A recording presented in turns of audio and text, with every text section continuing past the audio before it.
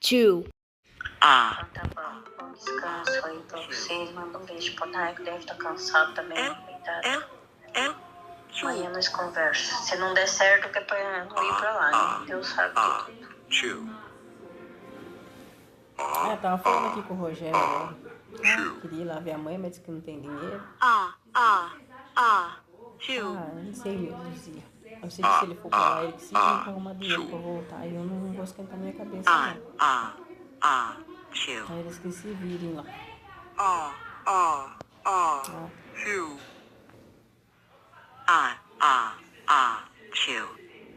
Eu tava ligando aqui pro Rogério agora. Tá querendo lá ver a mãe, mas não tem dinheiro. Não sei se vai mandar dinheiro pra ele.